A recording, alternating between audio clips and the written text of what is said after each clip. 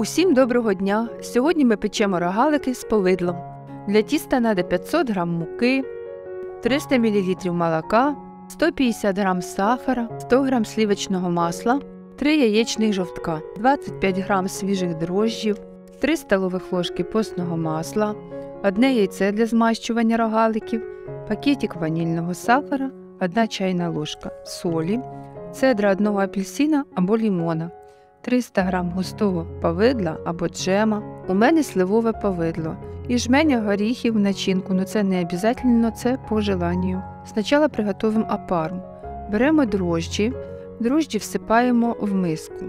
Додаємо із общого кількості сахар, буквально трошки. Додаємо половину підготовленого молока. Молоко у мене тепле. Розводю і додаю з общего количества муку, десь 4-5 столових ложек. Мука должна бути просіяна. Вимішую. Комочки при підйомі розійдуться. Опара должна бути трошки рідка, як сметана. Прикриваю пищевою пленкою і ставлю в тепле місце для підйому.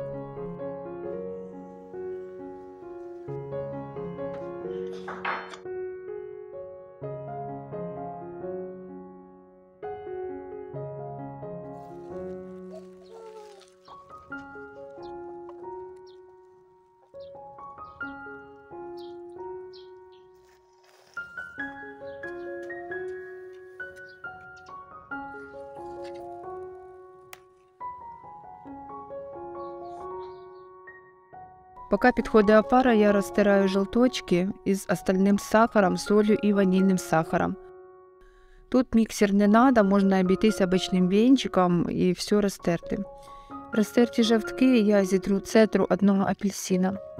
Це тісто, сливочне масло треба додати жидким. Я його розтоплюю в мікроволновці, в кого нема мікроволновки, розтоплюйте в каструльці на маленькому вогні. До яєць виливаю остальне молоко. Молоко тепле. І от так підійшла моя опара. Тепер я їх додаю до яєчної смесі. Хорошо промішую і виливаю в здобу розтоплене сливочне масло. І тепер я висипаю всю муку, що в мене залишилося. Муки може понадобиться трошки більше, зараз я побачу. Ще 150 г муки я добавлю. Точний рецепт буде в описанні під відео. Тісто ще таке, липне до рук, звісно, і на цьому етапі я додаю постне масло. Вимішую з постним маслом.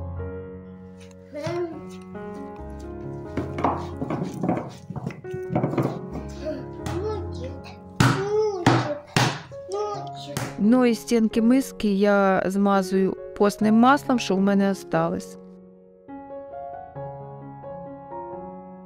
І переставляю тісто в миску. Таке воно м'яке вийшло. Трошки липкувате, але таке воно має бути. Округляю, ставлю в миску для підйому. Накриваю пленкою і кладу на тепле.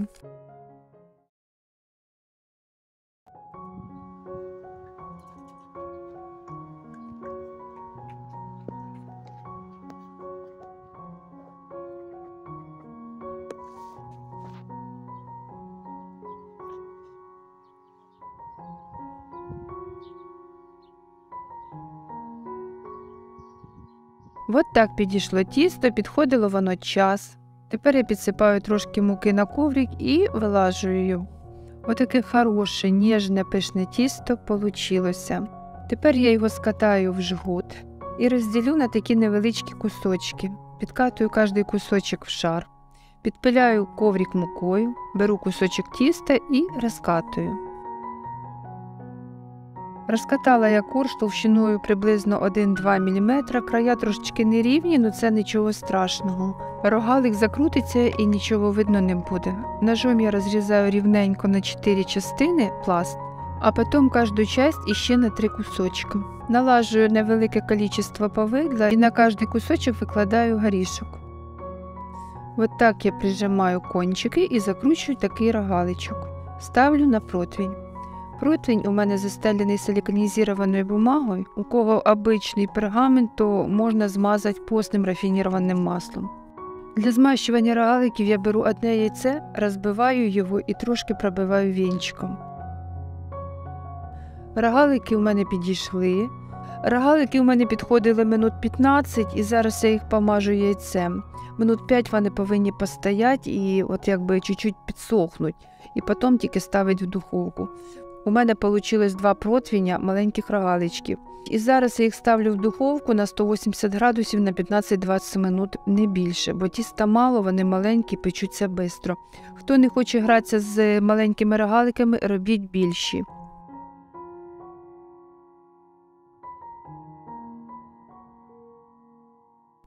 От такі рогалики у мене вийшли, м'які, вкусні, здобні. Можна по желанню посипати сахарною пудрою. Кому сподобалось відео, ставте лайк, підпишіться. Всім дякую за добрі побажання і відгуки.